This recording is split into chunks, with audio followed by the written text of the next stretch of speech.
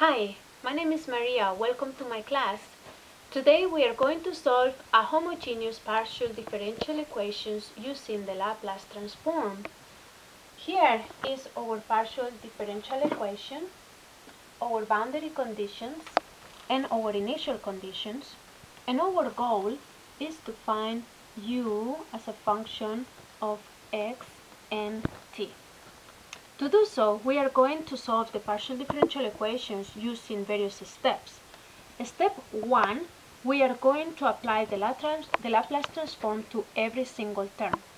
For example, starting with this term, we know that the Laplace transform of d squared u dt squared is equal to s squared u of x comma s. So now you can see that it's no longer a function of x and t is a function of x and s, and then minus s of u x comma 0 minus u sub t of x comma 0.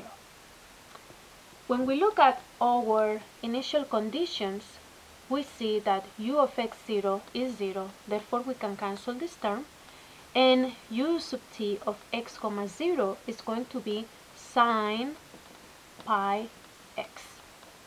Very good. So now we are going to apply the Laplace transform to the first term, and we know that the Laplace transform of d squared u dx squared is going to be equal to d squared dx squared integral 0 to infinity e to the minus st of u of x comma t dt, and we know that this is going to be d squared u x comma s over dx squared.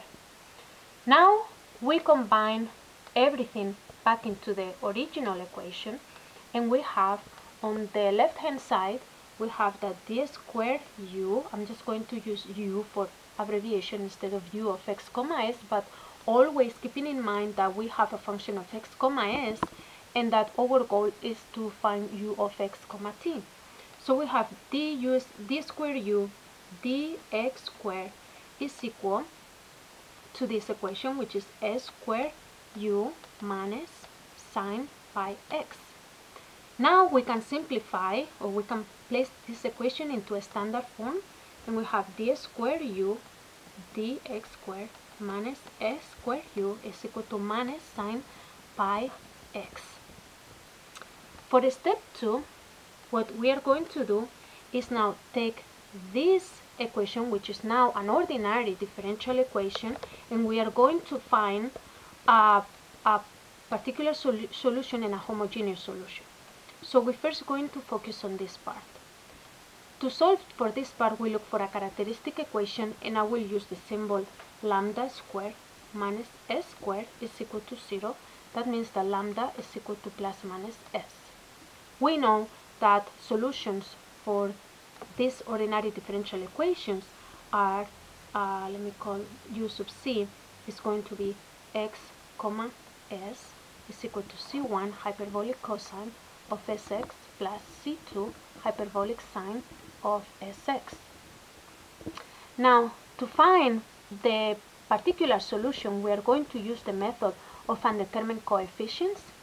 So we can say that u sub p is going to be equal to a sine pi x plus b cosine pi x, which means that u p prime is going to be equal to a pi cosine pi x minus b pi sine pi x, and u p double prime is going to be equal to minus a pi square sine pi x minus b pi square cosine pi x.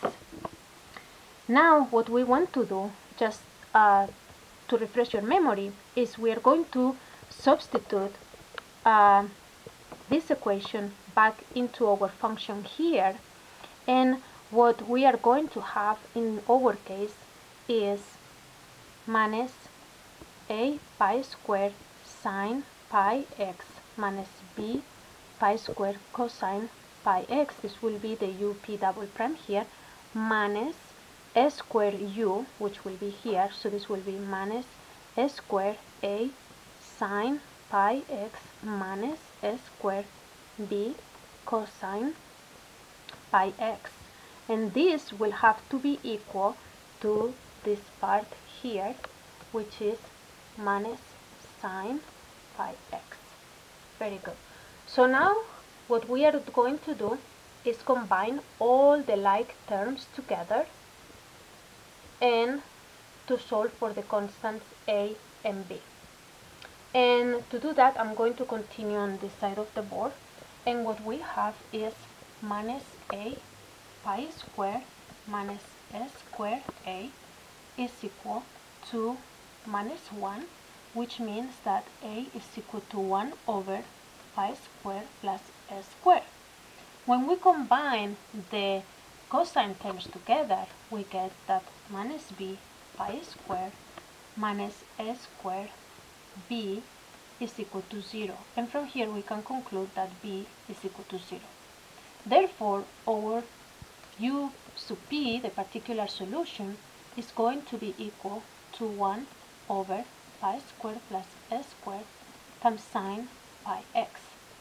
Now we can combine our u of x comma s is going to be equal to u sub c plus u sub p, which is equal to c1 hyperbolic cosine of sx plus c2 hyperbolic sine of sx plus sine pi x over s squared plus pi squared.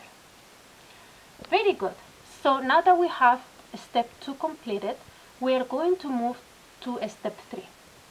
For step 3, we are going to look at our boundary conditions, because what we want to do is solve for our constants c1 and c2.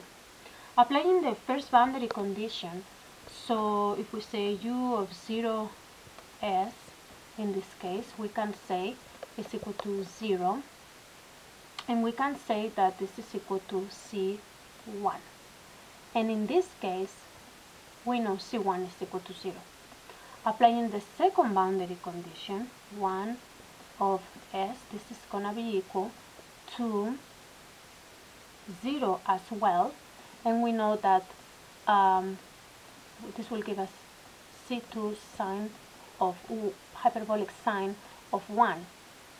Well, in this case, c2 has to also equal to 0.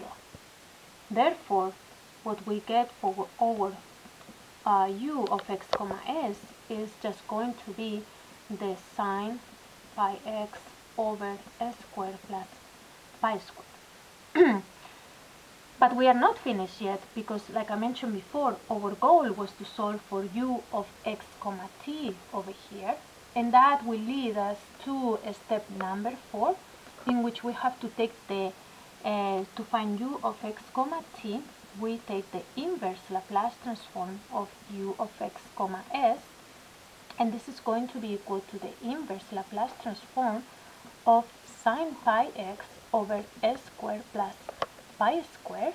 We can treat this term as a constant, and we can say that u of x comma t is equal to sine pi x inverse Laplace transform of 1 over s squared plus pi squared. And by looking at a table, or we can just know that if we multiply times pi and divide by pi, this is going to be equal to sine pi t. So our answer will be sine pi x sine pi t, and that's our u of xt. Thank you very much for watching. I hope this was very instructional and helpful for you, and have fun with the math and your classes. Good luck.